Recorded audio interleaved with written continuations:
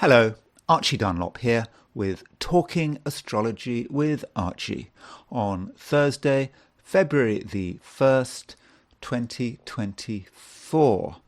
Happy February! Now today I do want to talk about two events that happened on February the 1st. Both events, I'm afraid, are tragic. The first event is the murder of the journalist Daniel Pearl in Karachi in Pakistan. He was kidnapped, I think, on the 23rd of January 2002, and he was murdered by his captors shortly afterwards on February the 1st, 2002. So what I want to do is look at his horoscope. I don't have a time for his birth. I'm not going to spend a lot of time on the chart, but I think looking at his chart and looking at what was going on when he died, in particular one solar arc direction and his solar return, I think we do get an indication there about what was why he might have been killed when he was killed. The other event on February the 1st, also a tragedy, was the disintegration of the space shuttle Columbia. It didn't get quite as much attention as the Challenger, which happened in 1986, but still, there are some charts to look at with the Columbia. Firstly, there is its launch chart. I think it was launched on January the 16th, 2003, and then it broke up on February the 1st. There's also the chart of the commander of the space shuttle. I think his chart sort of indicated, I think, that something bad might happen, and it's actually has a connection with Jupiter. We must never fall into the trap of thinking that Jupiter is a fortunate planet in all cases. Jupiter can cause a lot of problems. But before I look at those two tragic events, I want to look at the astrology and the I Ching for today, which is Thursday, February the 1st, 2024. There, top right, is the Challenger. Sorry, not the Challenger, the Columbia. Is the Columbia, which broke up on February the 1st. But in terms of what's going on today, Thursday, February the 1st, 2024, you can see these are the charts for noon, and in New York. For convenience sake, I've set the positions of the planets for New York. You will notice that the moon is at 2811 Libra at noon. This means that later in the day it moves into Scorpio. So it moves into Scorpio London time. The moon moves into Scorpio at 20:37, or in other words, 8:37 in the evening. So if you're in Western Europe, for most of the day the moon is going to be in Libra, but sort of right at the end you get the movement into Scorpio. If you're in Asia, Australia, New Zealand, the moon is going to be in Libra all day long. Now, if you're in New York, east coast of the United States, the moon goes into Libra at 3:37 in the afternoon. So for a good chunk of the day, sorry, did I say Libra? The moon goes into Scorpio at 3:37 in the afternoon. So for a good chunk of the day, you will have the moon in Scorpio. If you're on the west coast in Los Angeles, for example, the moon goes into Scorpio at 12:37 p.m. around lunchtime. So after lunch, you've got pure moon in Scorpio. So as far as what happens when the moon moves from Libra to Scorpio, there is a change. Libra, all things being equal, is quite a light sign. So moon in Libra, there's plenty of sort of conversation, people not wanting to take things too seriously, perhaps wanting to skim the surface of things. Good for socializing, good for sort of meeting people, but not getting too intense, too deep. Just socializing in a sort of natural, sort of balanced kind of way. Then you get the moon moving into Scorpio, and that does create a change. Moon in Scorpio is moon in Scorpio is not really the best place for the moon to be in, because the moon is exalted in Taurus, and that means it's fallen in Scorpio. So the moon doesn't work particularly well in Scorpio, even though Scorpio is a water sign. It just means that emotions can get trapped. You can sort of get trapped pools of emotion that aren't really doing anything positive. We might find it difficult to express our feelings, even though we have got very strong feelings. And there might be negative feelings. There might be sort of jealousy, brooding, that kind of that kind of negativity. So that's something we do need to be aware of. Yet, in terms of overall effect, there is a similarity between late Libra and early Scorpio, in the sense that both sides of the 0 degrees Scorpio line are in the via combusta. So we've got the via combusta all day long, wherever you are on Earth. The moon is in the via combusta. Remember, the via combusta is that part of the sky between 15 Libra and 15 Scorpio. It's a time when things can just not go to plan, and the via combusta tends to be more difficult when the moon goes into Scorpio.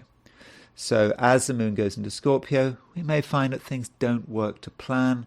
If we've got a plan, we might have to change it, and the results of our actions might not be fully expected. So, we need a bit of flexibility. Perhaps we need a plan B. Now, just before the moon moves into Scorpio, it makes a square aspect to Mercury and Mars. You see, there's Mars at 21 Capricorn. There's Mercury at 24 Capricorn. So that moon in Libra is making a square there. So what might that mean? It sort of emphasizes the Mercury-Mars combination. Yes, it's true that Mercury and Mars are separating. That conjunction is getting weaker, but the moon kind of brings it back into focus. And Mercury-Mars as a conjunction is about mental agitation. It's about getting tense. Even though the moon is in late Libra, even before it's gone into Scorpio, we are starting to feel a bit tense. We've got things on our mind that we want to talk about, and we might feel that we have no choice but to make a fuss, to make a noise, and sort of angry people might have to be dealt with, because these people want to be heard. They've got things on their mind, they want to shout about them, they want to get out their mental agitation. And many of us might feel mentally agitated, especially earlier in the day. What are we going to do with our ideas? How are we going to put them into action? Maybe we can burn it off through writing something down. So if you're angry about something, you don't necessarily have to shout about it. You could write a letter. I don't know, if it's something politics, you could good day for writing a letter to the newspaper, telling them what's on your mind and what needs to be done. Now, moving to the midpoints, like yesterday, we do have Mercury on the Venus-Jupiter midpoint. That does provide a little bit of relief. Mercury on the Venus-Jupiter midpoint does give a possibility of optimism. The Venus, Jupiter, the two benefics. Venus is the lesser benefic. Jupiter is the greater benefic. It's a warm, sympathetic, optimistic combination, Venus and Jupiter. So Mercury on the Venus-Jupiter midpoint does allow us to express ourselves in an optimistic and enthusiastic way, which actually can be quite charismatic and can encourage people to want to get closer to us. Maybe that is giving a clue about how to deal with the moon square Mercury and Mars.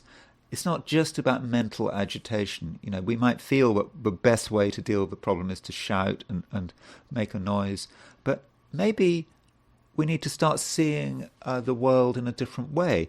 Maybe we should make an effort to try very hard to be optimistic, to say nice things. We may not feel like it, but we might just make an effort to say nice things, to be encouraging, to be optimistic. And you never know, you might get some feedback. And that might create a positive feedback loop. And so through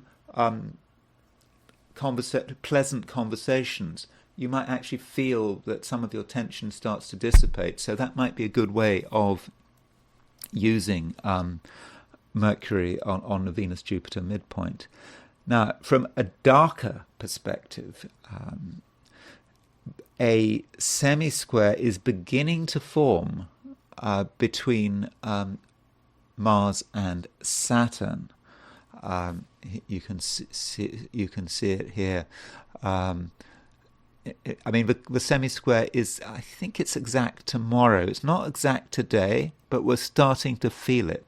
You can see Mars is moving towards the exact 45-degree angle with Saturn. So in a way, that Mars-Saturn semisquare is here, and I suppose I have to say that is possibly the main event today and tomorrow. So, Mars and Saturn are about frustration. It's about things not working to plan. It's getting angry, not knowing how to express ourselves. And Mars-Saturn can, in extreme cases, be about death and destruction. So, it's very important we don't do anything dangerous. But, that death and destruction is, in some respects, about how people are feeling. People are starting to feel quite negative about the world. And this may be supported by the kind of news stories, we come across. I suppose in previous years, as I will be talking about in the last half of this video, in the previous years, we had Daniel Pearl being murdered by his kidnappers on February the 1st, 2002. We had the Columbia disaster when the space shuttle broke up. And, maybe this is how we respond to the news. When we read the newspapers, do people read newspapers anyway? Read the online news. It's somewhat distressing, perhaps, and it just helps create this sort of atmosphere of gloom. Now, Mars and Saturn both occupy, or are both aspecting, the Pluto-Hades midpoint. Now, Pluto and Hades are two planets sort of connected with the underworld, with death and things which are, pretty unpleasant. I'll give you a sense of Pluto Hades by turning to Alfred Witter's Rules for Planetary Pictures and just see what he says about the Pluto Hades combination. He says in general that the Pluto Hades combination is some of the concepts he discusses as failure to act, dishonesty, downfall, to be on the decline, an evil change. The situation or condition worsens. And he says about, Mars on the Pluto Hades midpoint, he says, corrupt and degenerate and devilish plans and manipulations. Or we've got our Saturn on the Pluto Hades midpoint. Grievances which cannot be removed for a long time. A bad situation grows worse. So you get the picture there, don't you?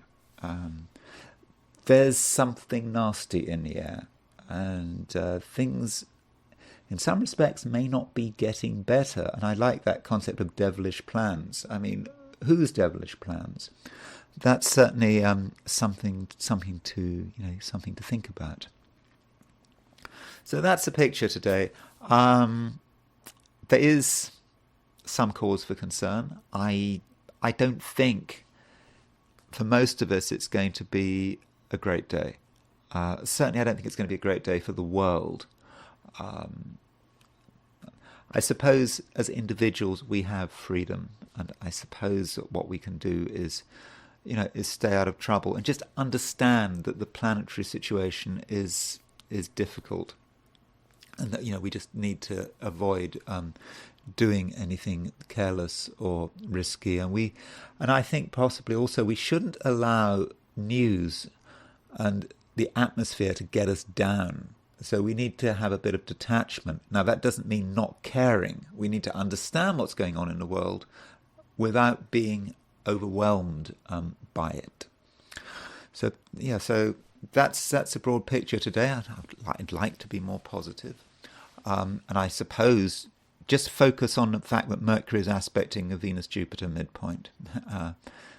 Just make a special effort to be optimistic, but without being naive. Don't be naive. Just accept the world as it is, but try to look at things in the best possible light. Okay, so now I'm going to do my star sign forecasts for today, which is Thursday, February the 1st, 2024. Aries, you are in perhaps a somewhat difficult position, or at least that's how it feels. You may feel that you're under an increasing amount of pressure. You know that there are things that need to be done. I mean, I think at the moment you are quite ambitious. You believe that some things are down to you to get sorted out, but as soon as you try to sort them out, you sort of run into obstacles. It just doesn't seem to be avoidable, and I think you might find that other people are less than helpful.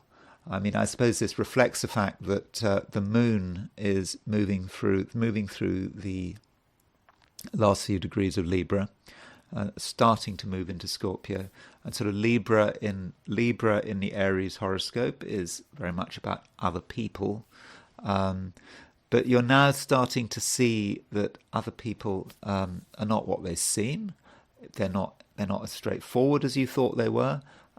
They could sort of mess you around. They could change your plans, and this might make you annoyed. And I think that there is going to be a feeling of annoyance building up over the day for you. And there's then the question of, how do you actually deal with this annoyance? So when you've got annoying people, do you just get into an argument with them? Do you shout at them? Do you ignore them? Or perhaps you change them. Can you change them? I think in some respects you may be able to. While you are certainly not in the best frame of mind, I think you shouldn't underestimate your ability to influence people. You can have an influence on your environment, and you can have an influence on people on a one-to-one basis. If you focus on someone with everything you've got, then through the power of your personality, you can change them, at least in the short term. I'm not saying that you can change someone for good, but if someone is not behaving correctly, is messing things up, you feel that you can't get rid of them, you need to have them around. You just need to just spend maybe 5 minutes on them, just 5 minutes focusing on them, listening to your feelings, getting that emotional feedback about the kind of person you're dealing with, and that will enable you to work out a plan for creating some sort of favourable change. I mean, that's probably particularly the case if you're in a position of authority and someone below you, one of your subordinates, is not behaving correctly. But in general, if there are important people in your life who are misbehaving,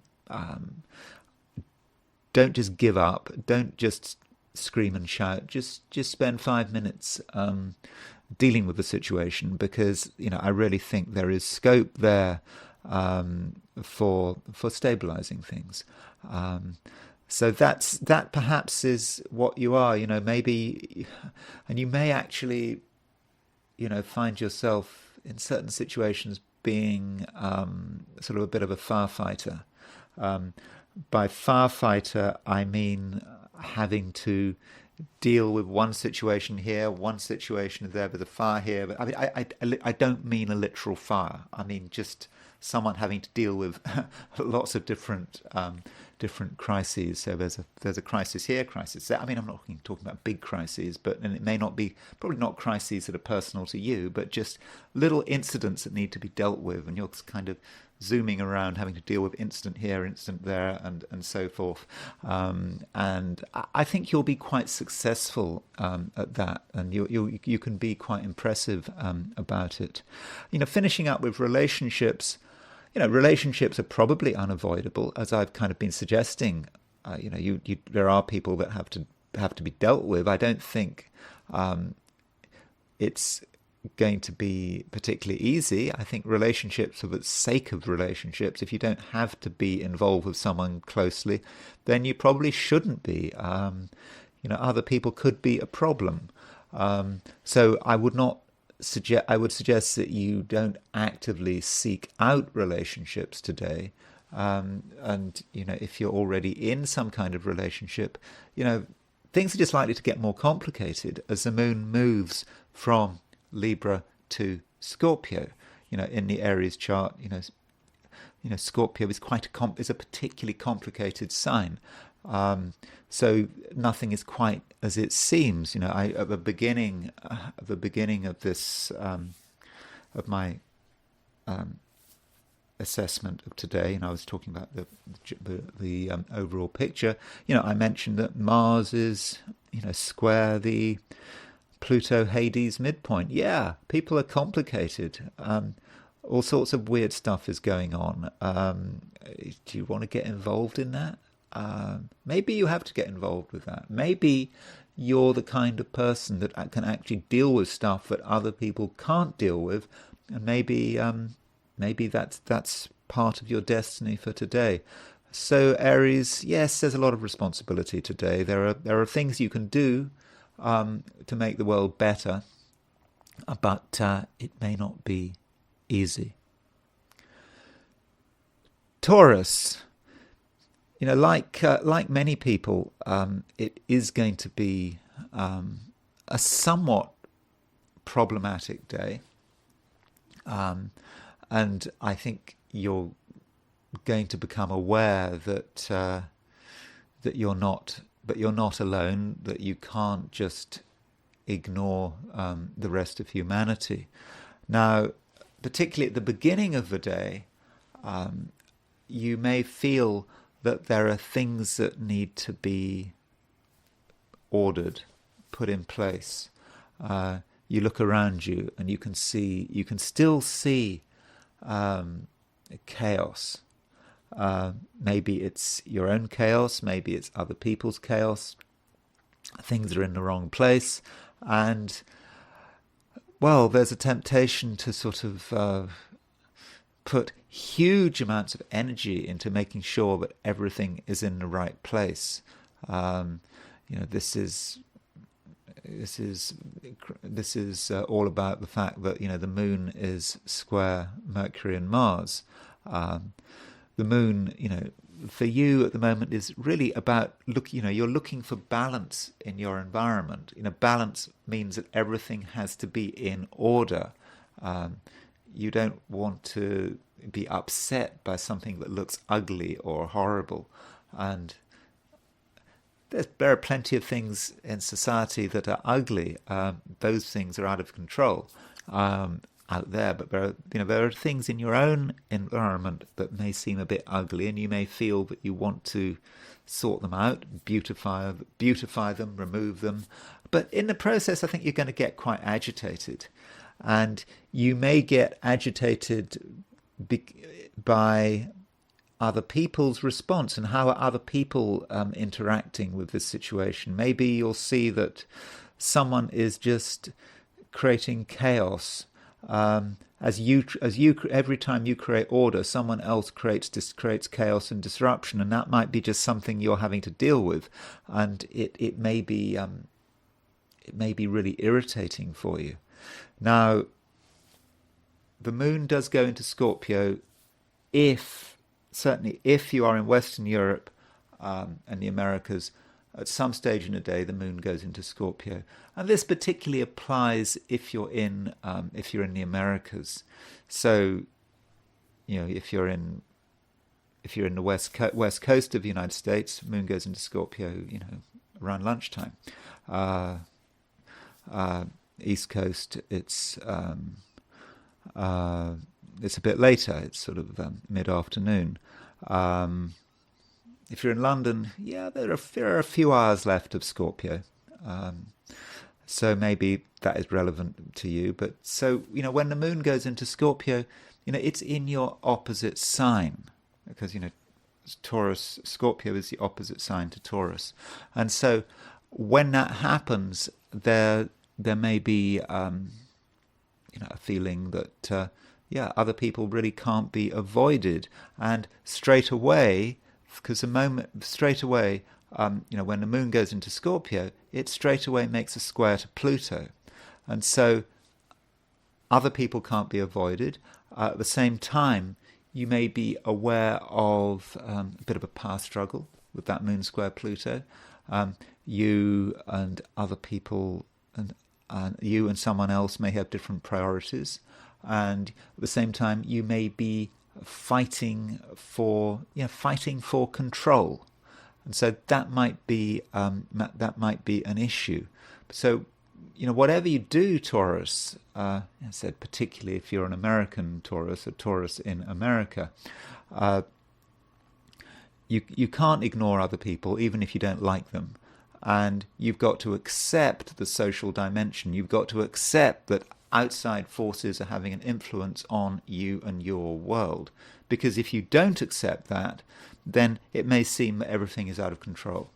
So accept what's going on, but don't be overwhelmed by it. I think that is going to be very important. Now, as far as close relationships are concerned, it depends.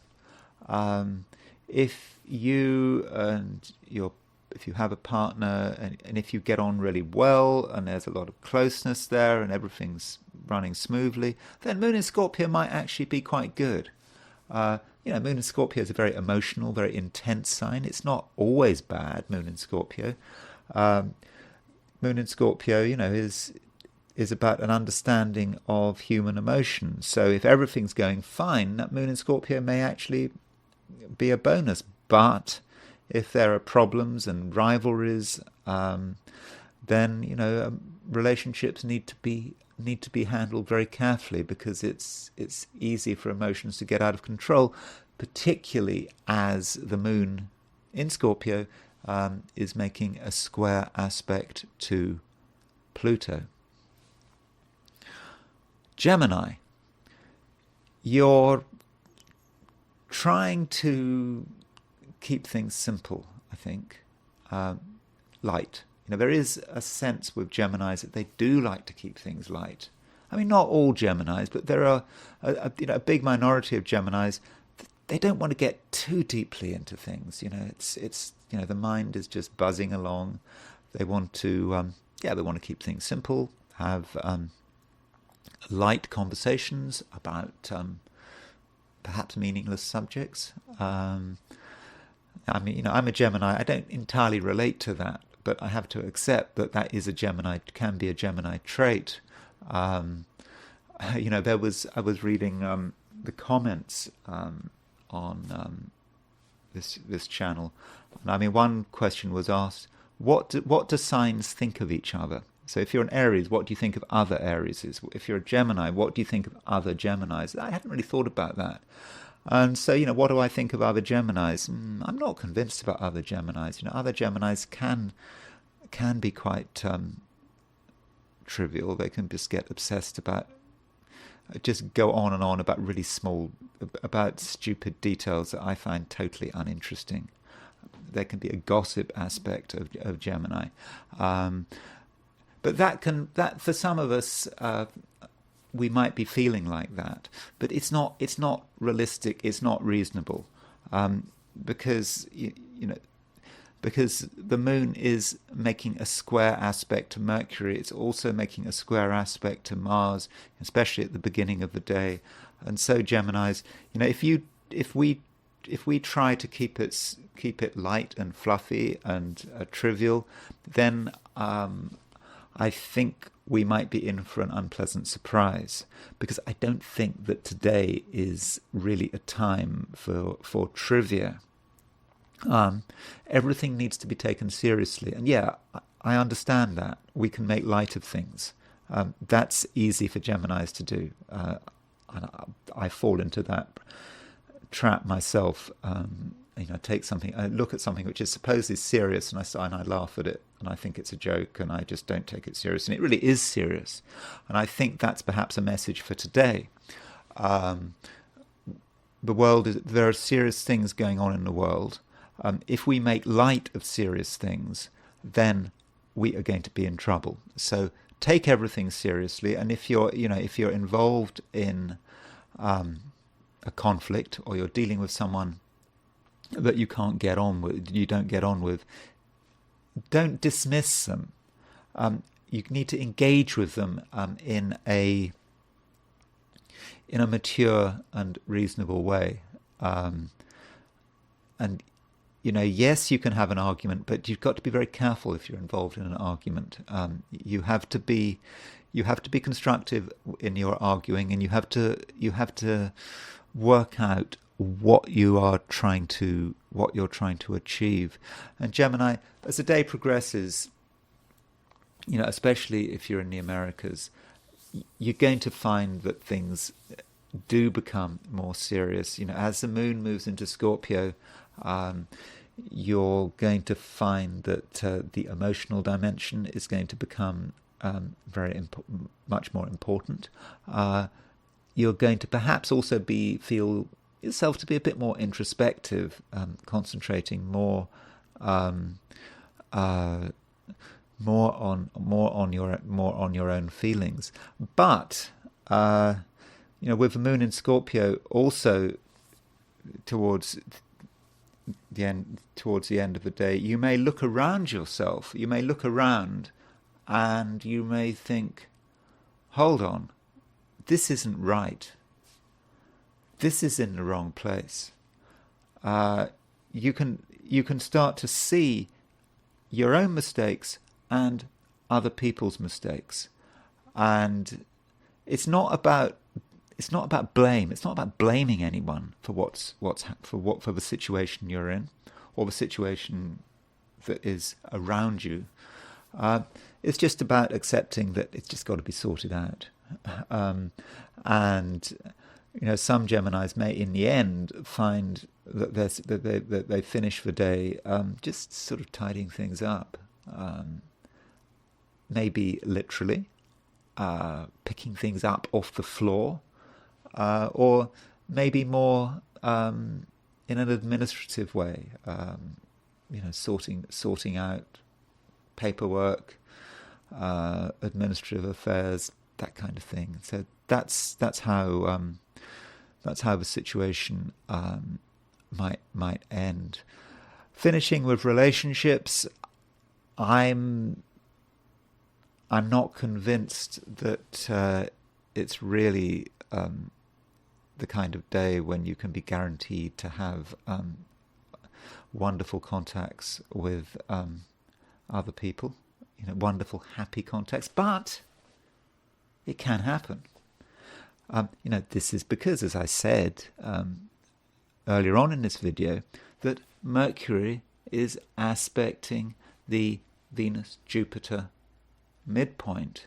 Now, this doesn't take away from the fact that in some respects it is a difficult day, but Mercury is your ruling planet, and it is aspecting the Venus-Jupiter midpoint. You're able to communicate in a way that is very positive and is uplifting and can focus on the good rather than the bad. You can actually make people feel good about themselves. So in spite of all your misgivings, in spite of all of perhaps the chaos and your concerns about what's going on in the world, you can come up with some words which are real gems, and you can take someone and just tell them something really nice. Maybe just give them a compliment. Talk about the future. Tell them how good the future is going to be. Hey, I'm a Gemini. The future is going to be great. Anyway, that's Gemini. Yeah, the future's going to be great, Gemini. That's from one Gemini to another. So don't worry, everything's going to be fine. Cancer. The moon is your ruler, and it changes sign today. But it depends where you are. If you're in the Americas, Western Europe, it changes sign eventually. And the moon moves from Libra to Scorpio. That is it's a bit of a mixed blessing, really. The moon moving from Libra to Scorpio. The moon in Libra, at least in the Cancerian horoscope, is quite grounded. It's about it's about home and family. It's about domestic security, and I think for many Cancerians with the moon in Libra, you just may have felt that you didn't really want to be out and about. Yes, you should have been interacting with the wider world, but many of you just couldn't be bothered. It just didn't feel right. So when the moon moves into Scorpio, you can snap out of that. And the moon in Scorpio, from a Cancerian perspective, is arguably quite good because it's in another water sign. But on the other hand, the moon is fallen in Scorpio, and so your ruling planet is fallen. So that's not such a good thing. I think as the moon moves into Scorpio, you are going to feel somewhat vulnerable, but at the same time, you will be on your own. You will be on your own territory. So you're perhaps in a good position because fundamentally you know what you're doing. Fundamentally you are in the right place, but you are very aware of everything that can go wrong, and that is actually quite a useful Cancerian trait. Reasonable fear. Reasonable concerns about security. So as the moon goes into Scorpio, you know that things can go wrong. You can feel that things can go wrong. And when the moon goes into Scorpio, it makes this square aspect to Pluto. And so that does give the day a certain heaviness. But on a creative level, you're very present. Nothing trivial about you. I was talking about Geminis. They can be have a certain passing triviality, but not today with Cancerians. Cancerians are real. They understand how serious things are. They are well protected, well defended, and there is a power to your creativity. It's as I said, it's not trivial creativity. It's actually creating something. It's like creating something of real substance. This is perhaps why Cancerians are often very good writers. Because writing fiction, for example, because they can engage with their own feelings. So if you want to write a novel, you often have to be very engaged with your own feelings. You have to be able to express your feelings on paper, and I think that is something you can do. I think you can express the power of your feelings today in a way that people can really understand, and so in that sense. Because of how present you are today, especially if you're in the Americas, last half of the day, you're going to be very present, emotionally present, and I think you can use that to really establish your space and also find a way of being creative in a very meaningful way. Now, as far as relationships are concerned, you do have to be aware that today, and particularly tomorrow, Mars is making a semisquare to Saturn, and in the Cancerian chart, Saturn has a particular link with partners, relationships, and so forth. And so you may find that certain people are not on good form. They may be a bit prickly, they may be sort of aggressive, they may be selfish, they may be putting their own priorities first. At the same time, they may feel quite frustrated, and certain people can express their frustrations like in an aggressive way. So it shouldn't be your problem, your fault that someone else is feeling powerless and frustrated, but someone else might try to blame you for it.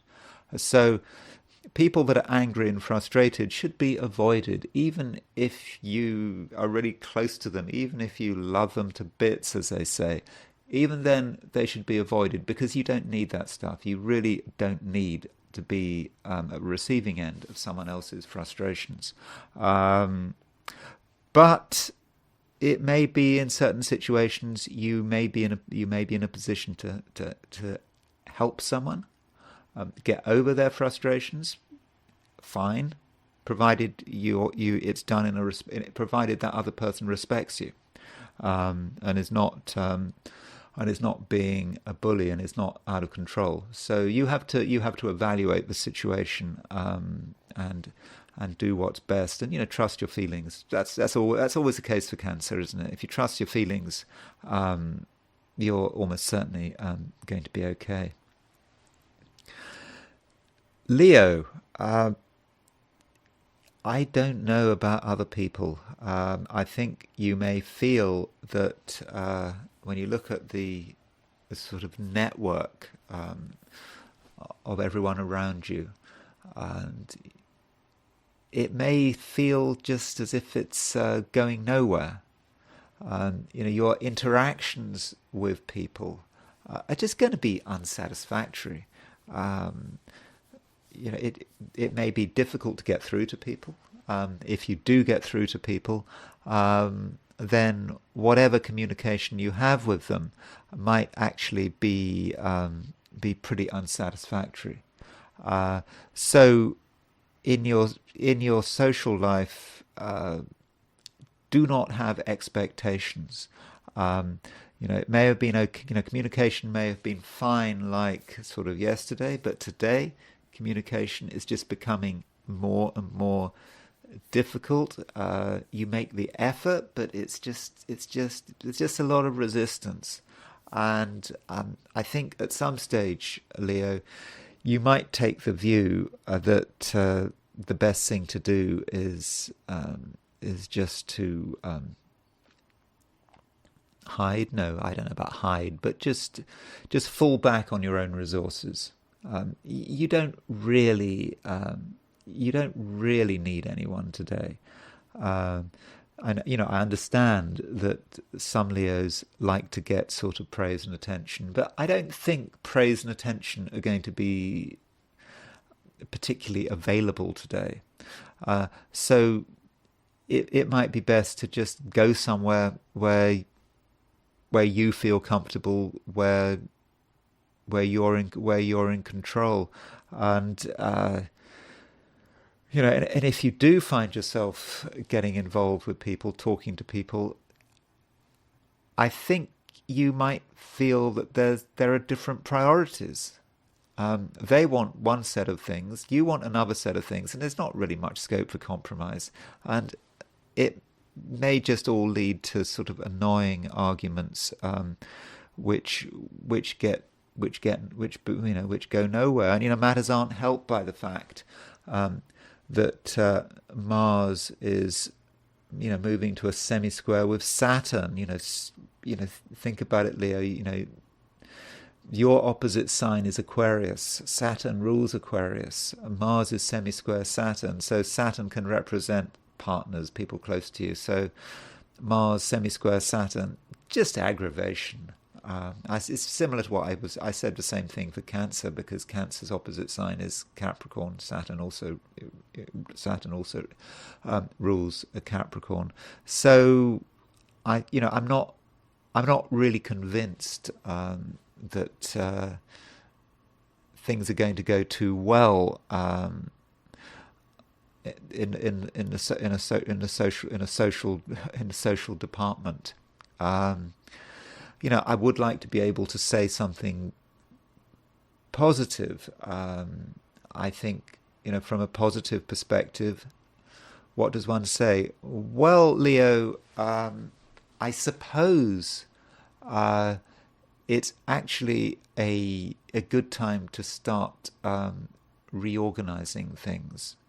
So, Leo, if you look around you and you look at the way things are organized, look at the way other people have organized things in the past, and you're perhaps having to deal with other people's organizational priorities, but you're actually having to live your life, and you can start to see that the way things have been organized is not perfect. And so now, Leo, you have a chance to start to begin a process of reorganization. And I think that this process of reorganization will actually be very successful. And today you may have a vision of perfection. You can see exactly how you'd like things to be. You understand, of course, that's not the way they are, but you know what you want. And because you've got that vision of perfection, or close to perfection, nothing is perfect, you can start the process of actually creating that vision. Virgo, you are in a position where there are certainly things you want to say, and I think that you expect people to listen. Will people listen? I mean, I think that is the question. You've got things to say, but not everyone is going to be receptive to your message unless the message is carefully transformed. Because if you want to deliver a message, you need to make sure that message is properly worded. And today, you have an opportunity to really word your messages in a very effective way. So consider how you are communicating and what you need to do. And so what you need to do, Virgo, is basically focus on the positive. Yes, like many of us, you can see what's wrong, but if you're trying to start a process of communication, you need to focus on what's going right. You need to come in with a positive headline. It can be difficult because as a Virgo, you know that it's you know that it's nonsense. You know that there are things wrong with the world. You shouldn't be perhaps emphasizing a positive when there's so much to be negative about. But no, that's not the right approach, Virgo. You need to come in with a positive headline message. And I think that positive headline message is going to grab people's attention. You want to give the impression that you're a friendly person that's not going to rock the boat. You're not going to be critical. Okay, you may be critical later, but you need to get people's trust. And I think that's something that you really have to do. And as the day progresses, particularly if you're a Virgo in America, in the Americas, then you're going to be able to craft really quite a powerful message, which grabs people's attention. And once you grab people's attention, then you can start to maneuver and create a situation which runs in your favor, where you do have more freedom. And it's a similar picture when it comes to relationships. I try to talk about relationships for all of the 12 signs, regardless. I think that's what people want to hear, but it is a similar picture. If you want to get on with people, if there's someone who you're really trying to get on with, you can get on with them, but it's all about how you present yourself. People are feeling a bit fragile, and what they want is a ray of sunshine. That's what people want. And Virgo, amazingly, you can actually provide that ray of sunshine. It may not be natural, it may not be spontaneous, but you can work it out. I know rays of sunshine should not be contrived, they should not be worked out, but I think if anyone can work out what the component of a ray of sunshine is, and if they can formulate it, plan it, and then execute the ray of sunshine in that Virgoan kind of way, that can be very, very effective. So perhaps it's going to be a good day if you're a Virgo and advertising executive. You'll know how to create the right message. It might require some work, but I think you'll get there in the end. Libra. The moon is starting to leave your star sign. It depends where you are. If you're in Asia, Australia, New Zealand, the moon is actually going to be in your star sign all day long. But if you're in Western Europe, this evening the moon leaves your star sign. If you're in the Americas, lunchtime, early afternoon, depending on where you are. So if you're in New York, for example, it leaves your star sign 15:37 p.m. So with the moon leaving your star sign, you do have to understand that the rules are changing. You may have been going through a period for the last day or two where you felt that you were starting to really understand things. You may have felt that you were at home wherever you are. But with the moon leaving your star sign, things may start to become a little complicated. And the moon actually it's making this square to Mercury and Mars as it leaves your star sign. Particularly important if you're in Asia, Australia, New Zealand. But I think everyone is going to feel it. With the moon squaring Mercury, Mars,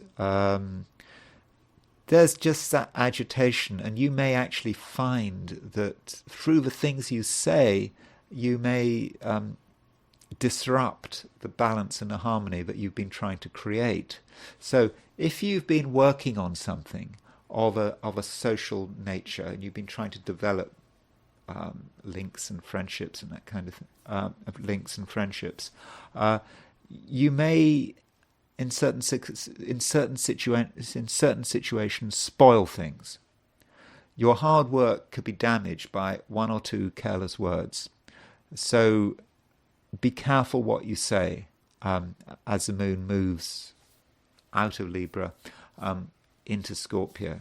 Now, if you're in the Americas and the moon is moving from Libra to Scorpio, what does it mean when the moon moves from Libra to Scorpio? It's a complete change of pace for you, Libra. Suddenly, your priorities will change.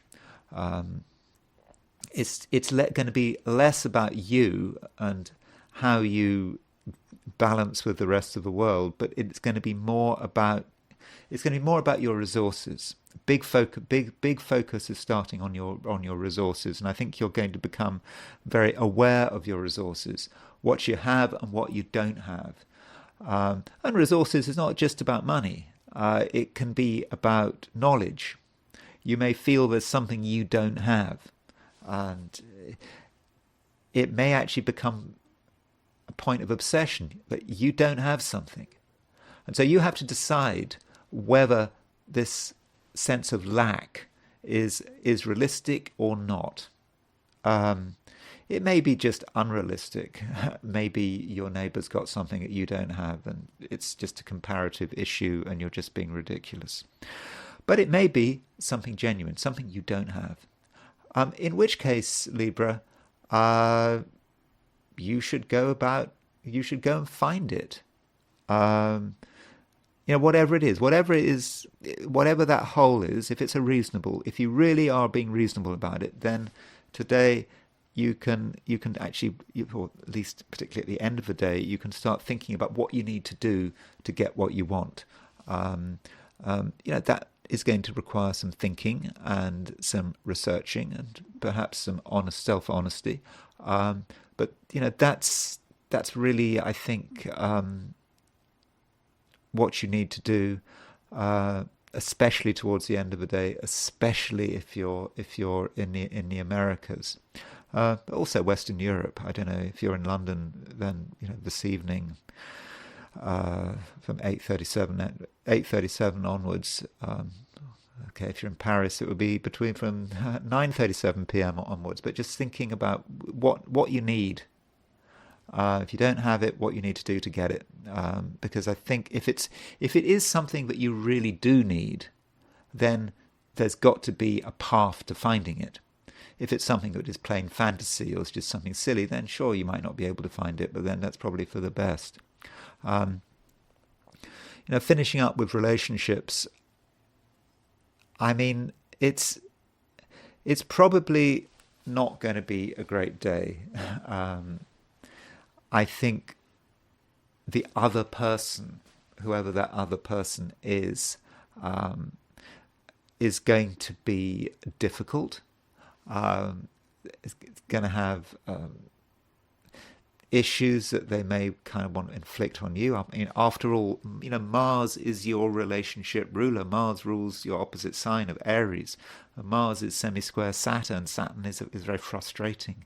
So some of the people close to you are going to be frustrated. They're going to feel a sense of powerlessness, and you might not want to be around them.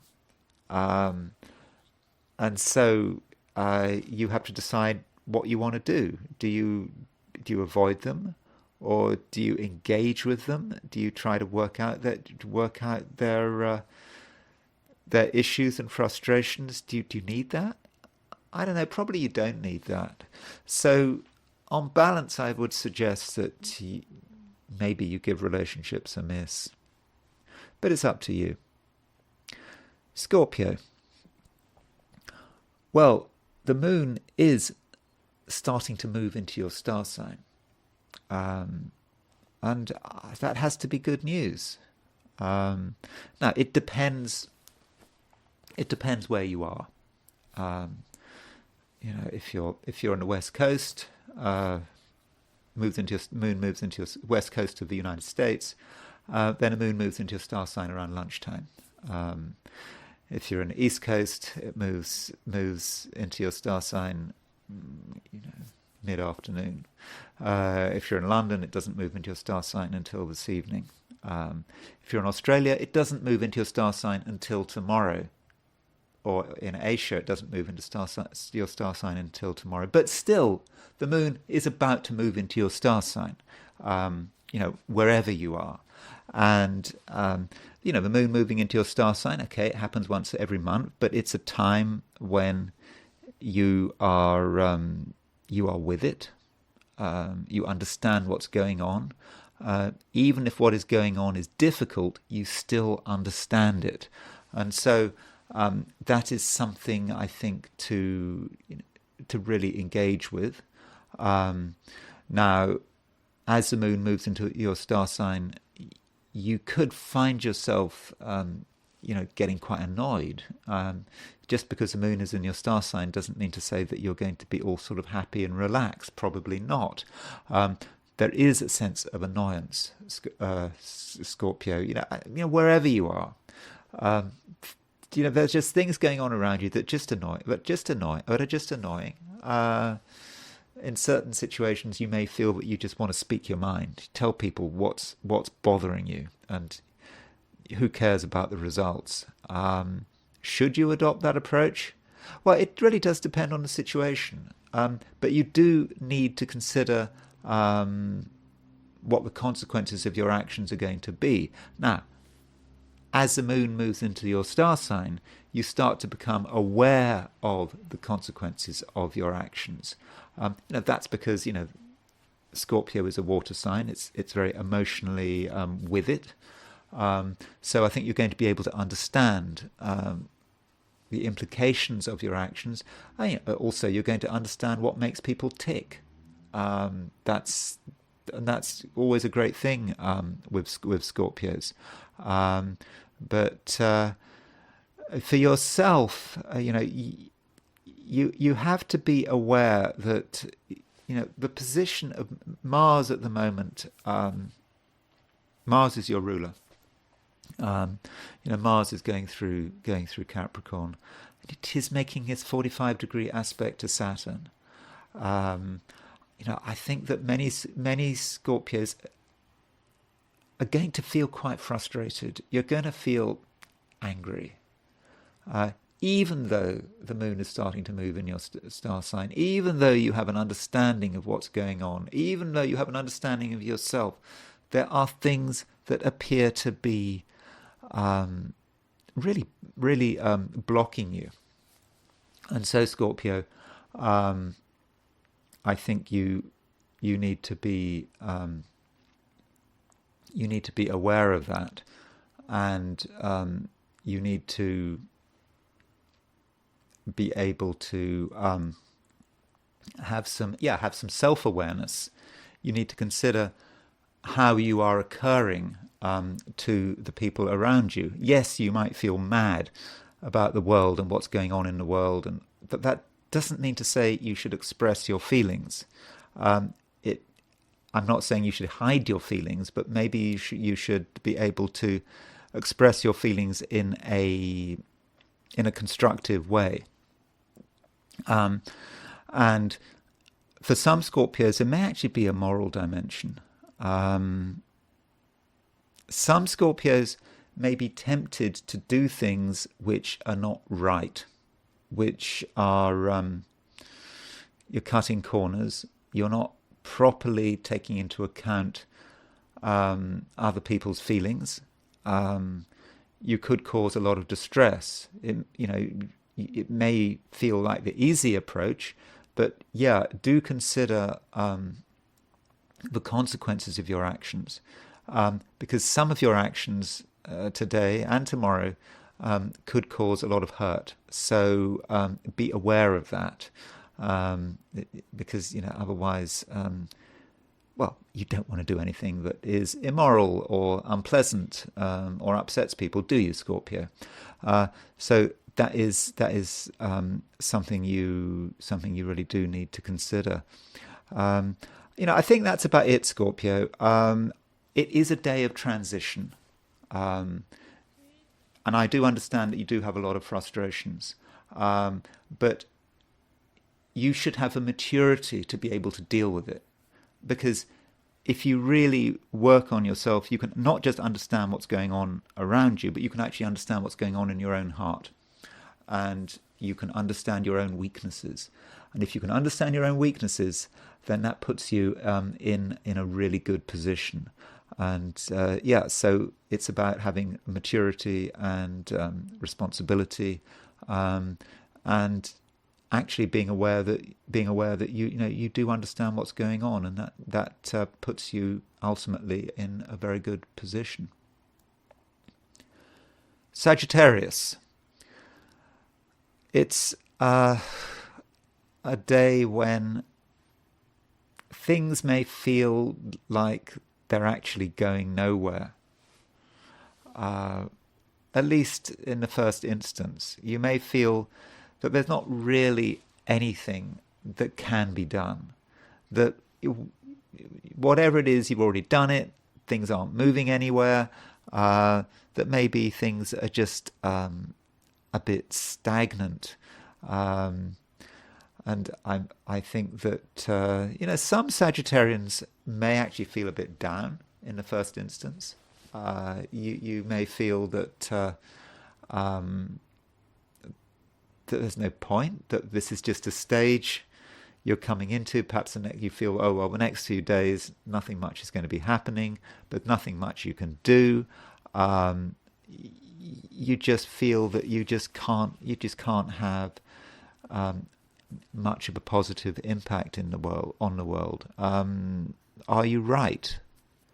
I don't think you are right, because I think, Sagittarius, you have to understand that in all situations you're able to make the best of it, and it's all about taking any situation and understanding what needs to be done. And that is a Sagittarian trait.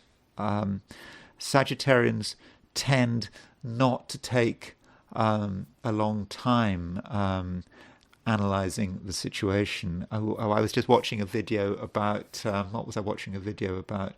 There was some German field marshal in the Second World War. What was his name?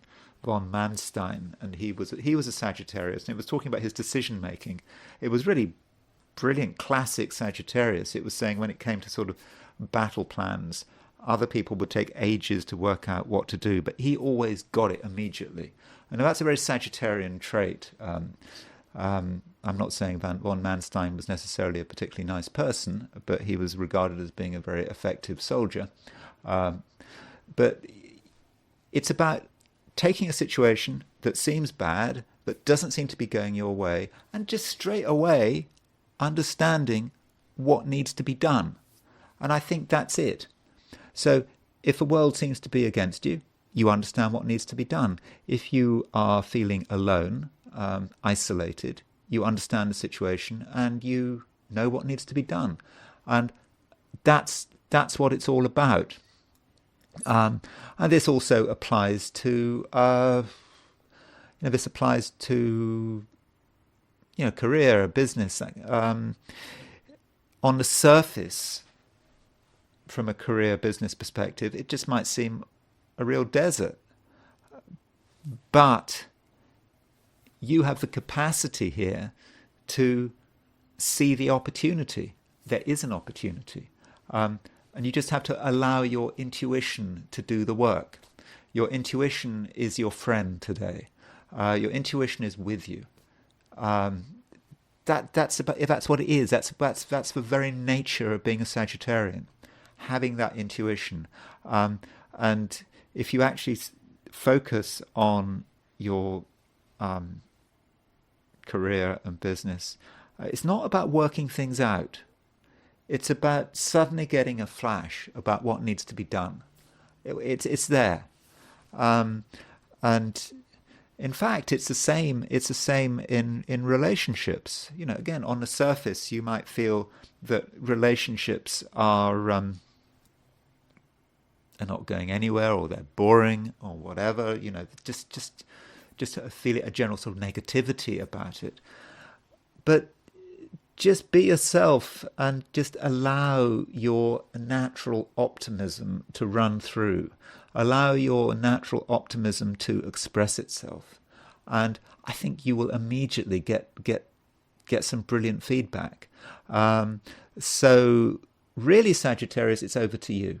On the surface, things don't seem particularly positive. But on the other hand, there is enough going on to make me think that there is something under the surface just happening. And if you can just be yourself, that's what you have to do. Use your strengths, Sagittarius. Use your intuition. Don't spend ages analyzing things. Allow your natural optimism to just break out. And I'm not just saying that. I really am not. I'm not just saying that. Remember, Mercury is aspecting the Venus-Jupiter midpoint.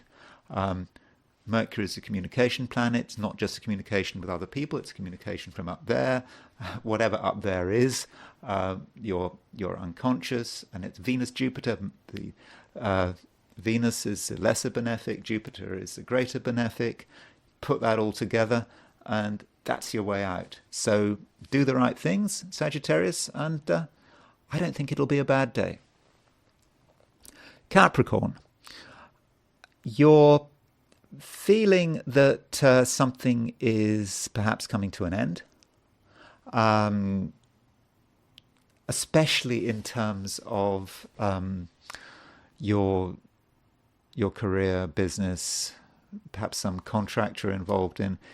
It may feel that it's time to sort of move on, or that you need to start to create a new strategy for yourself. And I think that is reasonable. And probably today is like a time of transition. The old order is kind of there, but it's still in place. You just have to wait for the new to take over from this. I mean, I'm not talking about anything. I'm not talking about anything in a very strategic way. I'm talking about more day-to-day changes, because after all, this is a daily forecast. It's not a monthly forecast. So you may just feel that there's not a great deal that needs to be done today, or that really what you're doing is tying up loose ends. And I think that is fine. But it's important, Capricorn, that you're not too impatient. The moon, as it moves out of Libra, is making squares to Mercury and Mars, and Mercury and Mars are moving through your star sign, and that can encourage you to be a little impatient, to say things that are not very wise. Perhaps you're going to upset people. You showing your anger. That really is possible today. I think today and tomorrow, your anger is building up. There's something aggravating you, and you're feeling that things are not right. I think that's part of it, and you're trying to wonder how best to deal with the situation. And that goes back to what I was saying, that you're being in a moment of transition. I don't think today is quite the right time to address things. And I think you do need to consider a broader strategy at some stage. It's easy perhaps to deal with things on a minute by minute basis, but at some stage you've got to take a broader view and look at what are your actual hopes, what are your wishes, what are you actually looking for. How can the world change to configure around your hopes and wishes? That may not be immediately apparent, but you do need some patience there.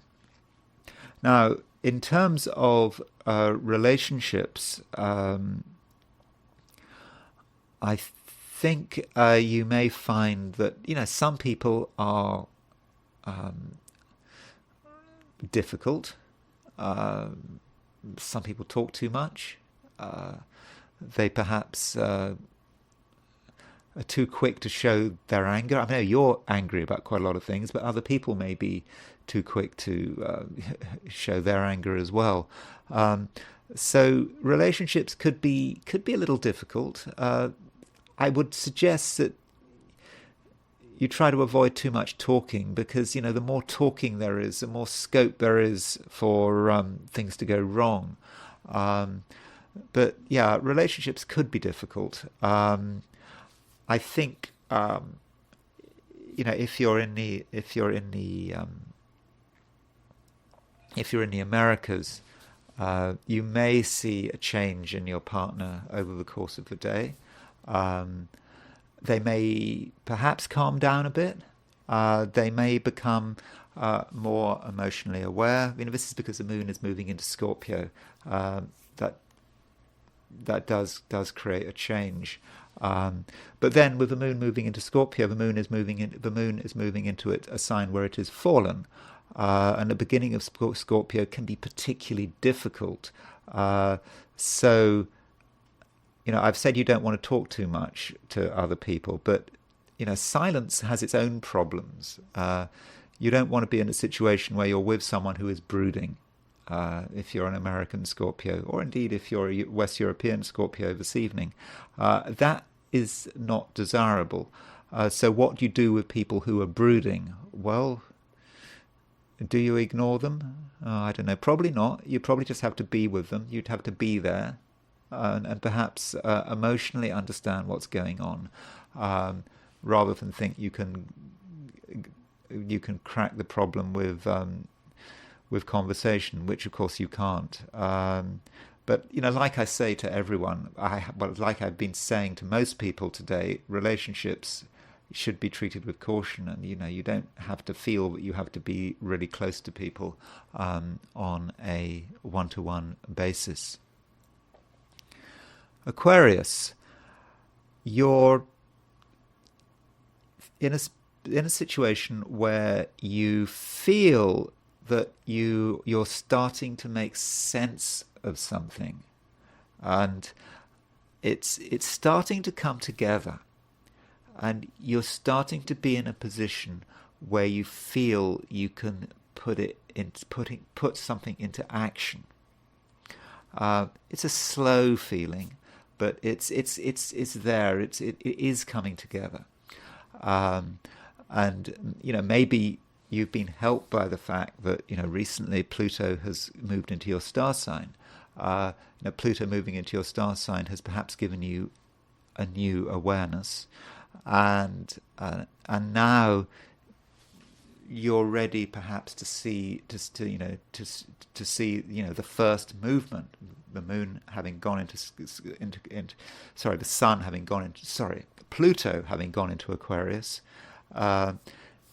It has changed things, but so far the world hasn't seen the change, or rather the world hasn't seen the change in terms of you, but perhaps we're now in a situation where the world is starting to see the change, or is about to see the change.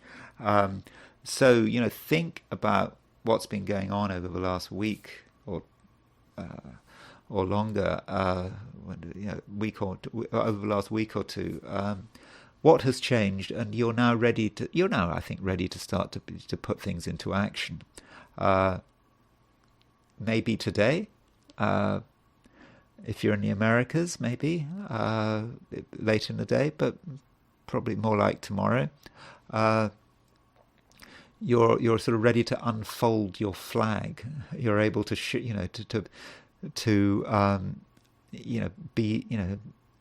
you've done the thinking. You've done the philosophizing. You've done, you've worked it all through, and now you're ready. But be patient. I mean, I understand that right now a lot of Aquarians are feeling a little impatient. It's been long enough, and you don't want to get too impatient, because I think there's some danger that Aquarians will, you know, do something a little bit inappropriate, but because you feel frustrated. I think there is that danger, and also there is a danger that you do something that is not right. Uh, you know, there are all sorts of Aquarians, but some Aquarians, there may be a certain moral ambiguity here. You're thinking about what you want rather than what is appropriate, and you may be tempted to do something which is just plain wrong in a societal way. So you think about that. You can get what you want without giving yourself bad karma. I know I shouldn't say that; it's a bit of a cliche, bad karma, but watch out for that. There is more than one way of doing things. There is a way of getting to your destination in a way that is right, and there's a way of getting to your destination in a way that is wrong. And I think, Aquarius, you have to make sure that you choose the right way rather than the wrong way. But I think it's in your power. You can do that.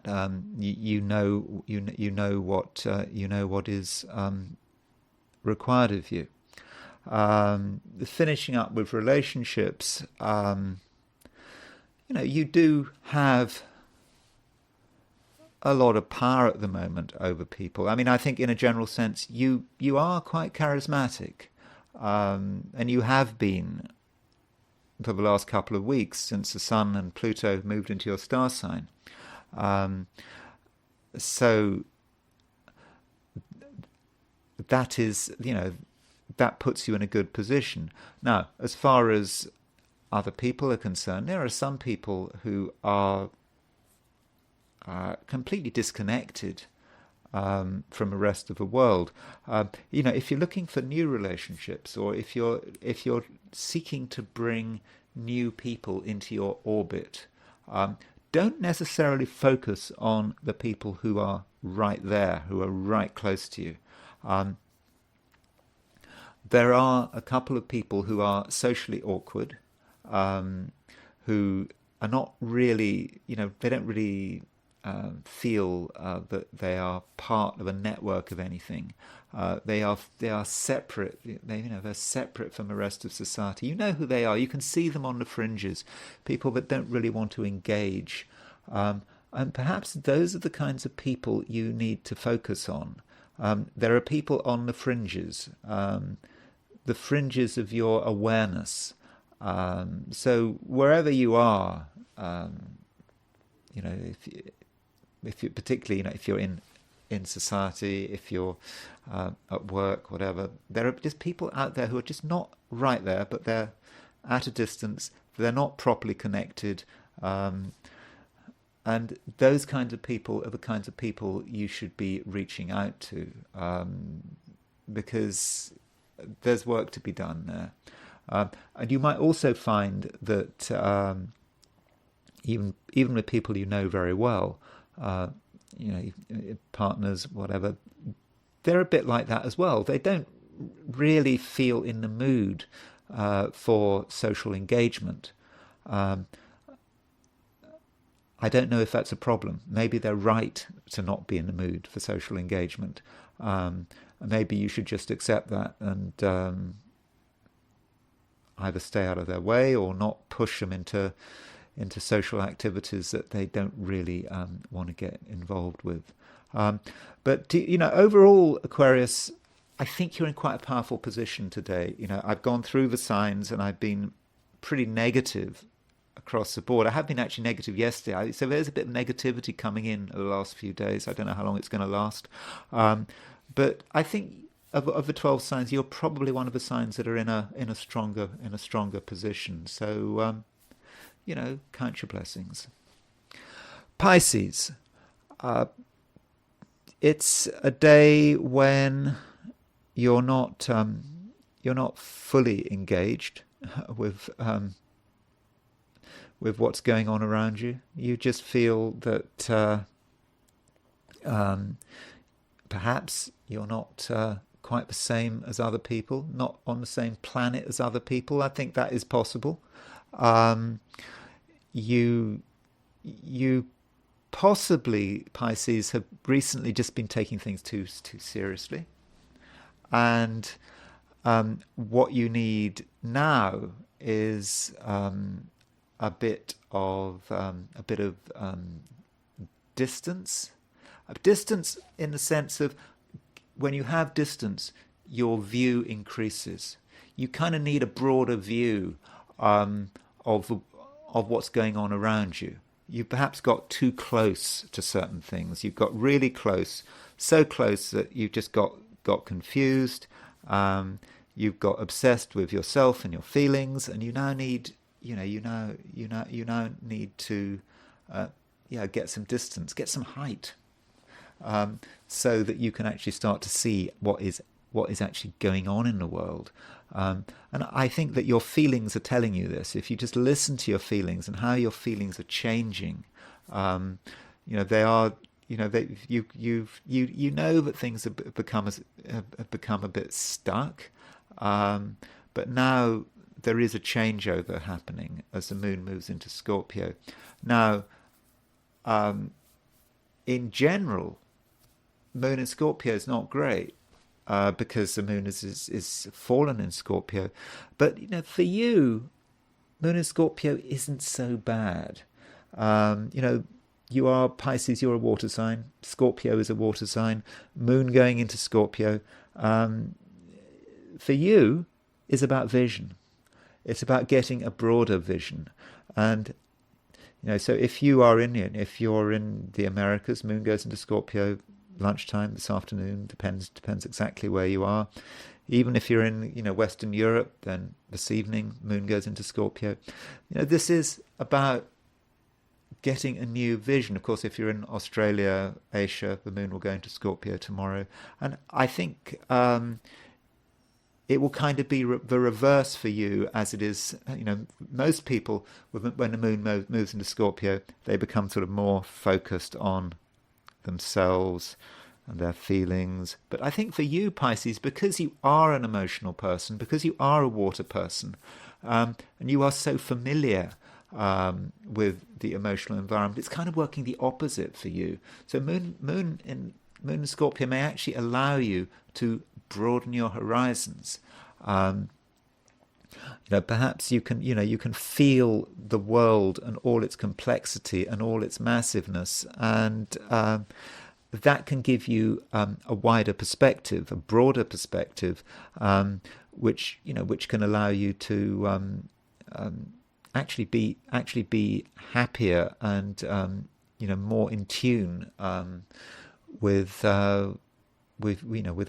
whatever's going on around you.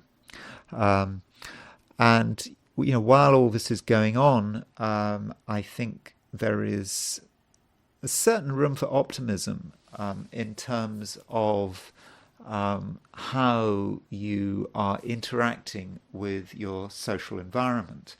I think that there is actually a lot of positivity around you, and this perhaps contrasts with what I've been telling a lot of the other signs.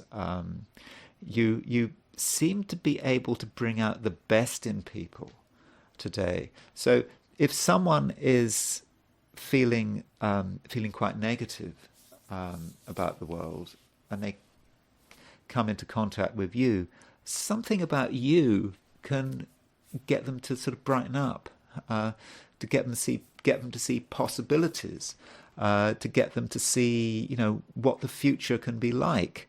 In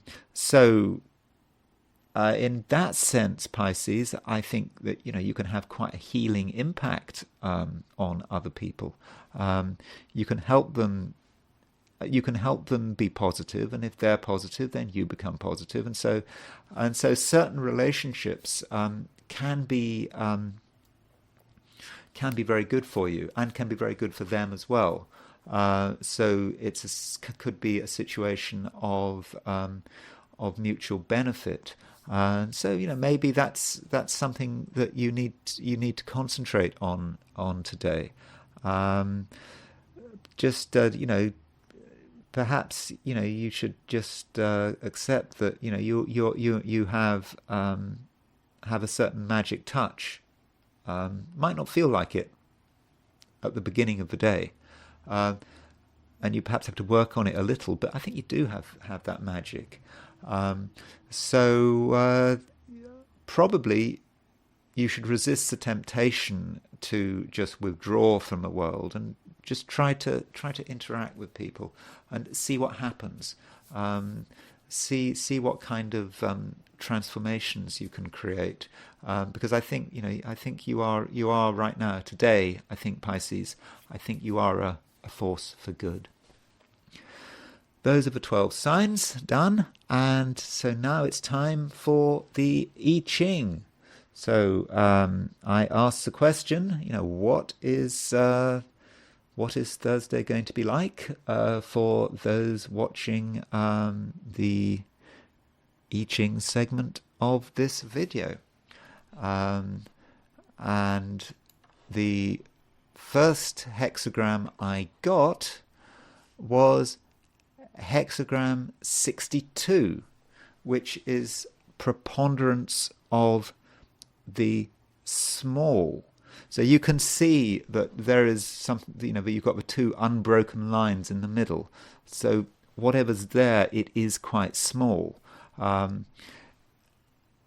We should not be having big ideas today. Big ideas are should be avoided. We should be satisfied with small gains, and it's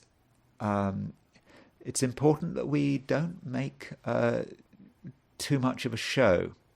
Now, one way of looking at this would be in terms of birds. The I Ching talks about how birds can behave. So if a bird soars into the air, it immediately makes itself a target. I suppose for hunters, or it can get shot down. I suppose it can get attacked by bigger birds. But that's not where you should be going. So if you're the bird, don't soar too high, because you're putting yourself in plain sight and you're making yourself vulnerable. You should stick to the brush where you can't be seen, where the hunters can't get at you. So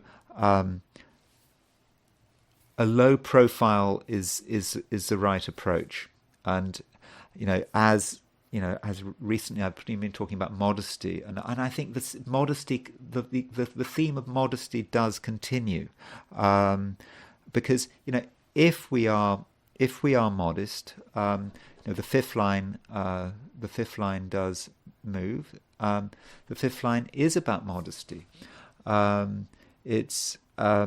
it's also about being recognized in our modesty. So by keeping a low profile, and I think that I have been, in terms of the astrology, I think I've been kind of recommending a low profile anyway. It is a quite difficult day astrologically, as you will have noticed if you've listened to what I've been saying about the 12 signs. If we keep a low profile, we will eventually get recognized, and so that's perhaps what we need to do. And we certainly shouldn't be taking huge initiatives. We shouldn't be drawing attention to ourselves. Again, that is preponderance of the small. That's what we should be focusing on. Now, because we have the fifth line moving, this means that the I Ching transforms to this hexagram, preponderance of the small, it transforms to hexagram 31, which is influence. And this shows that through that modesty of preponderance of the small, by keeping a low profile, by staying in the brush rather than flying into the air, we are slowly making our influence felt. Where people are starting to notice us, and we don't have to shout to be noticed. We are being noticed, and as we get noticed, we get more and more influence, and in the end, that means that we can start moving towards where we want to go. It is really about patience. We are being recognized, and another view of influence is by Greg Winkup in his translation of I Ching. He doesn't call this influence, this hexagram 31 influence, he calls this hexagram movement. And he talks about a situation where there's been a time of stagnation, where we haven't been able to move. Things have been very slow, but now things are starting to move. And so that, our influence is starting to spread, and we're able to start getting things done. So overall, we can see the transition. To begin with, be patient, be cautious. Don't make a fuss. Don't shout. Don't worry. You're being noticed. We are being noticed. Things are happening.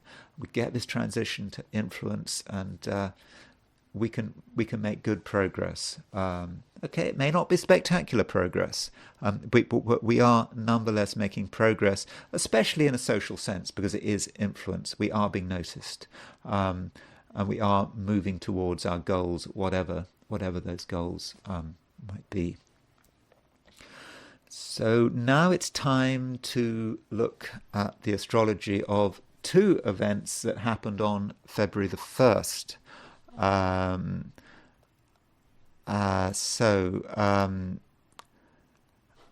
The first event I wanted to talk about was the murder of Daniel Pearl, which happened on February the 1st, 2002. I don't have Daniel Pearl's time of birth. Obviously, I've got a date of birth. So there is Daniel Pearl's natal chart. He was born on October the 10th, 1963, in Princeton, New Jersey. I think what is relevant about his chart is his kind of Grand Cross. He's got his sun in Libra. He had his sun in Libra, and his sun Libra 1637 at noon, 16 Libra, opposition Jupiter.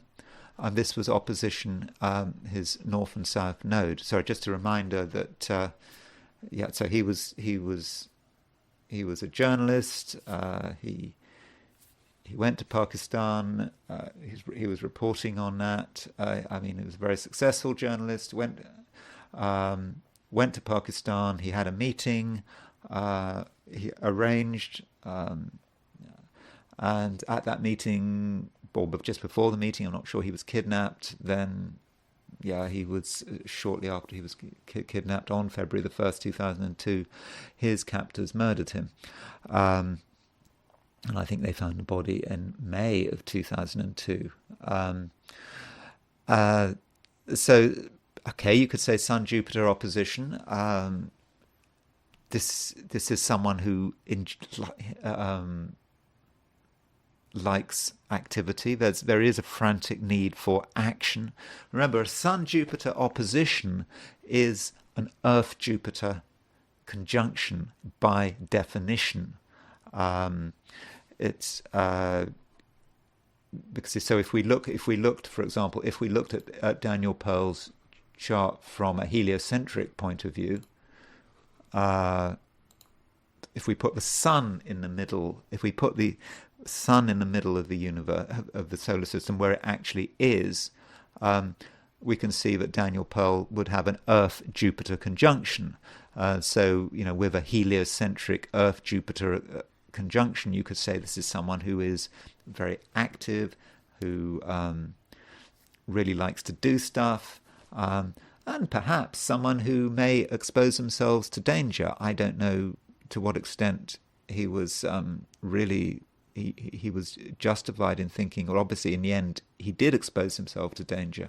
Was he being careless? I don't know. I mean, I haven't really studied the event, but clearly sort of Pakistan in 2003, it was a sort of a dangerous place to be. I don't know to what impact it made with that, but he was also Jewish, whether that made him in extra, I don't know whether he was known to be Jewish by the people who kidnapped him, I don't know, but maybe it didn't help in terms of putting himself in danger, being in Pakistan in, sorry, not 2003, 2002. So let's go back to the normal chart.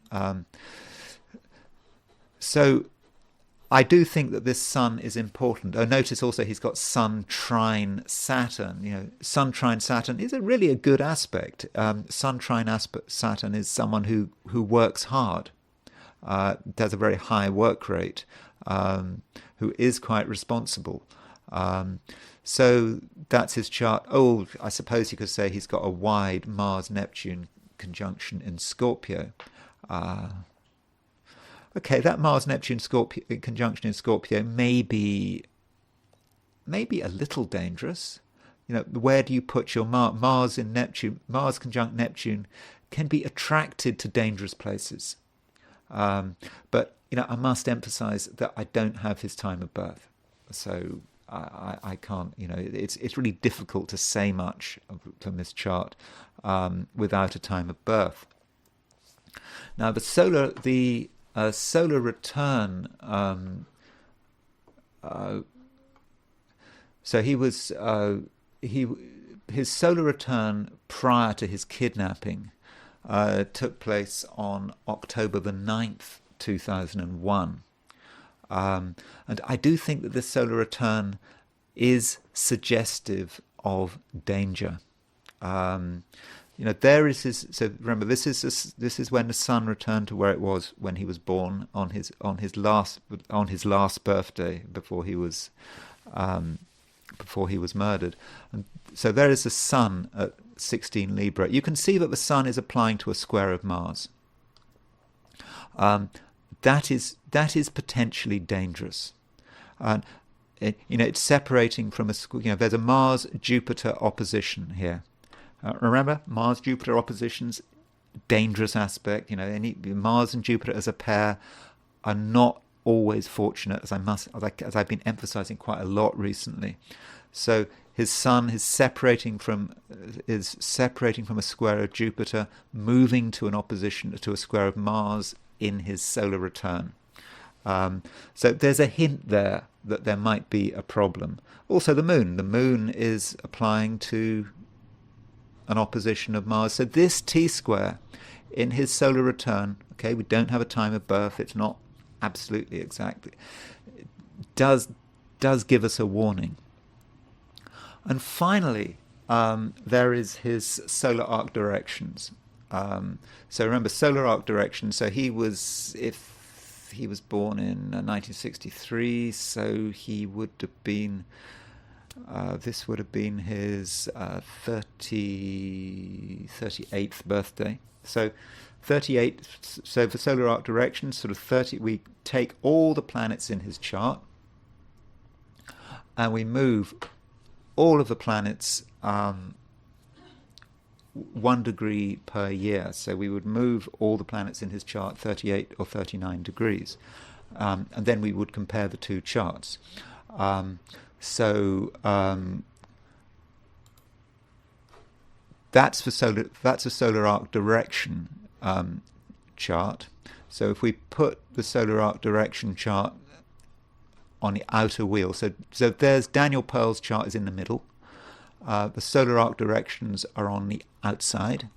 And we can see that solar arc directed Uranus is at 1626 Libra. There it started off when he was born at 8 Virgo, and around 38, move at 38 degrees, and it moves to 1626 Libra. And you can see that solar arc Uranus is directly on his sun. And so what that does is it triggers that grand cross. So Uranus was triggering that grand cross. And remember, in his solar arc, in his solar return, that sun. If you look at the solar return, go back to the solar return. Remember, his sun was square Mars, square Jupiter. So there were hints there that there was a problem. So even though we don't have his time of birth, I think the solar return and the solar arc direction together would actually have indicated a dangerous year. So I think that from an astrological point of view, that if he'd been looking for astrological advice, say in 2001, even if he didn't have his time of birth, he probably did have his time of birth, I think there would have been enough grounds to give him a warning. Would he have heeded the warning? I don't think so. But then he probably wouldn't have been consulting an astrologer anyway. But I think we can see something there in Daniel. Sorry, it's Daniel Pearl, not David Pearl. Sorry about that. On the solar return. So I think. I think we could have seen something there. Now, finally, I want to look at the Columbia, the Columbia space shuttle disaster, which happened in 2003. So, if you're looking at something like a space shuttle or a ship, I suppose you would start off with the beginning of the journey. I should have looked at the launch when the Columbia was first took off, when it was first created. I think a couple of decades earlier, but I'm going to start with the final launch. This is the final launch of the Columbia. It didn't come back from this mission. I think it had 7 astronauts on board. So it took place on January the 16th, 2003, at 10:39 a.m. At the Kennedy Space Center. So on the surface, this launch doesn't look too disastrous.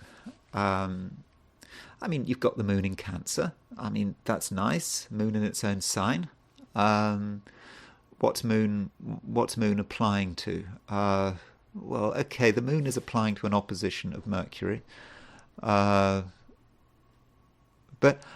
I would not have said in itself that this launch was particularly difficult, at least at first sight. Though it's interesting that Uranus is at 27.1 Aquarius. The United States' moon is at 27.10 Aquarius. So Uranus was applying to the United States' moon. Now, we should remember that what was going on in the world at the beginning of 2003. This was a build-up to the second Gulf War. George Bush Jr. was about to send his troops, supposedly to find those weapons of mass destruction in Iraq. Of course, they weren't there. But so that Uranus on America's moon could have many manifestations. So in order to understand this chart, we do need ideally to use some midpoints and to use some semisquares. There's Mercury. Mercury is on Vega. Vega, it can be unfortunate Vega. It's a fixed star, Vega.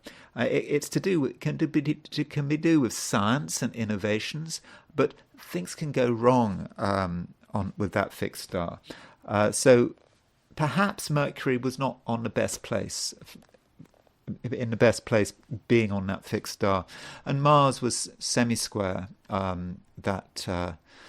Mars was semisquare the fixed Mercury. But again, that in itself is not such a big deal, is it? But then there's the Sun-Moon midpoint.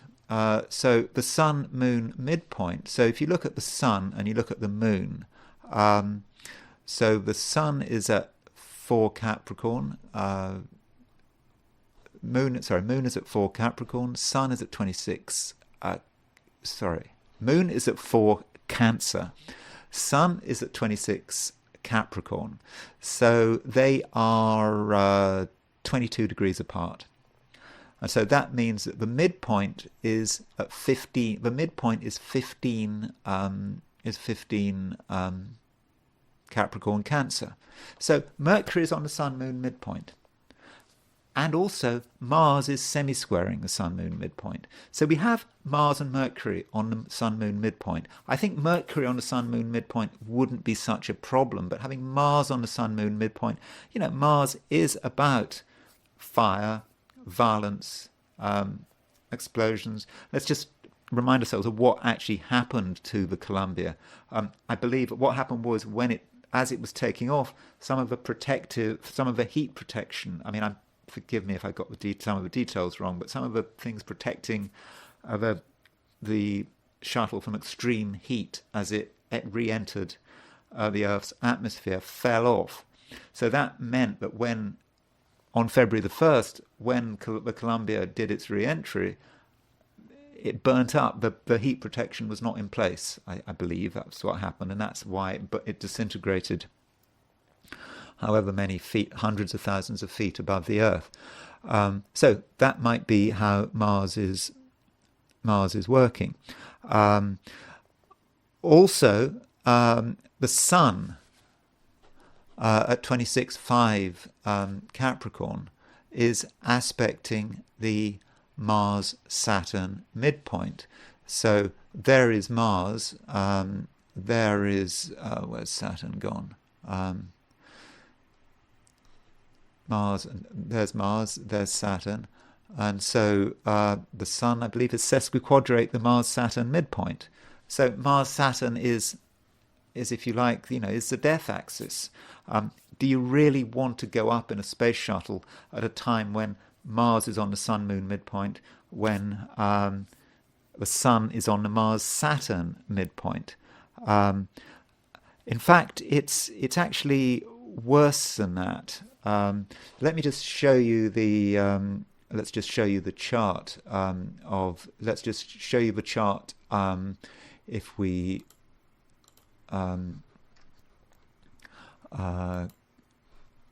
With the trans-Neptunians. So you can see in terms of Vitter's hypothetical planets, you can see that there is a Saturn-Hades midpoint. So Hades is there's a Saturn-Hades conjunction. And so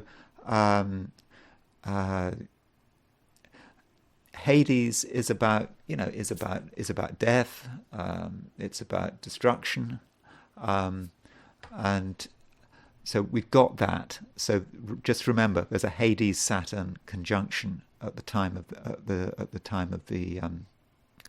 the launch, and so what that means is that the Sun is on the Mars-Saturn midpoint, and it's also on the Saturn-Hades midpoint. So the Sun is bringing together Mars on one hand with the Saturn-Hades conjunction. So that is a really powerful configuration, I would have said, which really didn't help. If you want to see that in terms of if you want to see that in terms of the 90-degree dial, it's often useful to look at the 90-degree dial.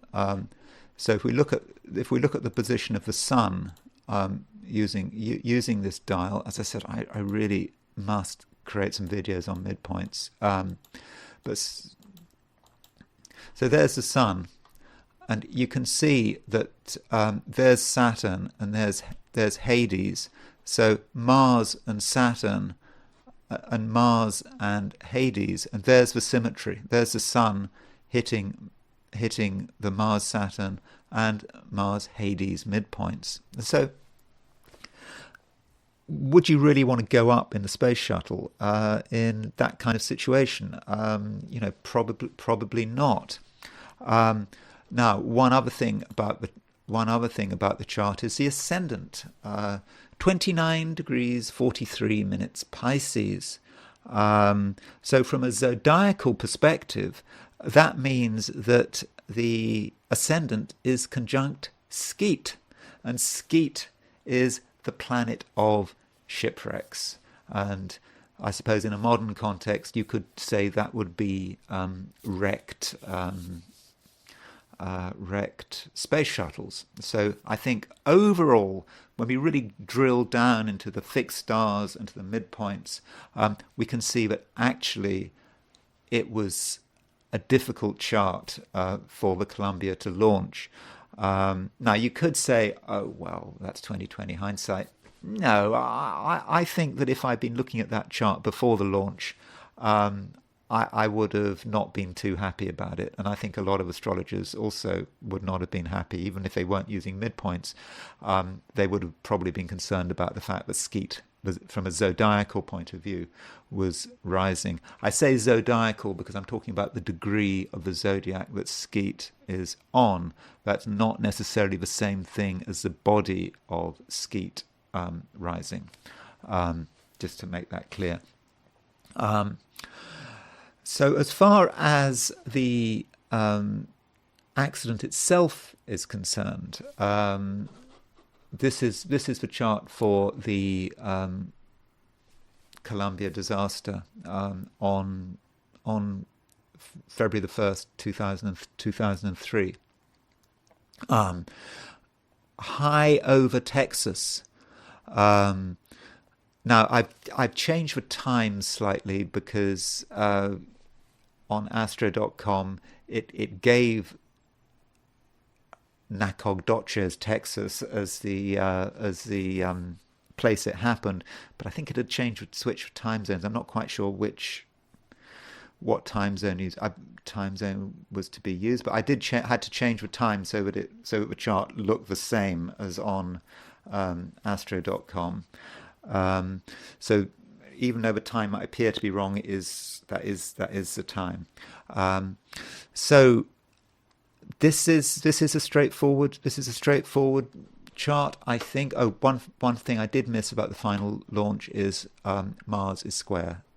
At the launch, Mars is square Uranus. Mars, Uranus, classic combination to do with accidents. So going back to the disaster, Uranus is exactly rising. So Uranus is the planet of disasters. It was on the ascendant. That makes sense, doesn't it? I mean, Mars was exactly on the midheaven. So Mars on the midheaven, Uranus on the ascendant. I mean, that's all you need to know. I mean, in one sense, it's known as, I think, as the mundane square. They're not actually in square on the zodiac, but they're sort of, the ascendant and the midheaven. One's on the midheaven, one's on the Uranus, one's on the ascendant. So there's a strong square feel to that. But having Uranus on the midheaven and a Mars south node conjunction on the midheaven is really very difficult. Also, look at Jupiter. That we just had a new moon. It did its re-entry just after a new moon, and this new moon was opposition Jupiter. So Jupiter, Jupiter intensifies whatever is there. So with this damaged heat shield, Jupiter was going to find it. and I mean, I don't know whether there was any chance. I mean, from what I can see, it was doomed the moment the moment it went up. But Jupiter, opposition the Sun and the Moon, Jupiter just brought the whole thing out, and that Jupiter is not. It's just not really very fortunate in that sense. So Jupiter is really intensifying the whole thing. So I think the disaster chart really does say everything we need. We need to see. I think it's a very easy, simple chart. If you're interested, here is a chart for the new moon, which took place a few hours before. Again, you can see Jupiter. There's the exact new moon, opposition, Jupiter. And finally, there's a chart of the commander, the guy in charge. His chart, I think, is important. As I was saying with countries, the king is the land and the land is the king, and maybe it's the same with space shuttle. It's very much his mission. You can see that he has a lot of stuff in Leo, and in particular he has a Venus-Mars conjunction at 13-14 Leo. And so that Venus-Mars conjunction at 13-14 Leo was completely hit by what was going on, by the new moon was opposition his Venus-Mars, Jupiter was conjunct his Mars. So I think that we can see that in his chart that's what did him in. That didn't help. Plus the fact he has Saturn at 8. He had Saturn at 8 Sagittarius. He had Mars was just past the conjunction of his Saturn. So I think that if NASA had been looking at astrology and been looking at the chart of the commander, Rick Husband, and if they'd been looking at the chart of when the space shuttle was launched, I think NASA, firstly, they should have had a different commander. I mean, I'm sure he did nothing wrong. It's just the fact that he was the one with his chart. He was the one who was commanding it when it disintegrated. I suppose maybe it was his destiny. Perhaps they chose the commander at an unconscious level. They chose the commander who was the right commander to command a space shuttle that wasn't coming back, and it is so clearly reflected in his chart. So I'm sorry, obviously, about the Columbia, and it's a long time ago, 21 years ago. But I think from an astrological point of view, I think the disaster is really shown very well. It's shown up in, I suppose, in lights. I think it's unfortunately, hate to say this, but it's a nice example of astrology working. Okay, thank you very much for bearing with me. I hope you found what I was saying interesting. If you enjoyed this video or found the video useful, I would be grateful if you were to like it, and if you're not subscribed, I'd also be grateful if you were to subscribe, of course, provided you enjoyed the video or found it useful. And if you want to buy me a coffee, there is a link in the description. Thanks again for listening, and I will talk to you again tomorrow.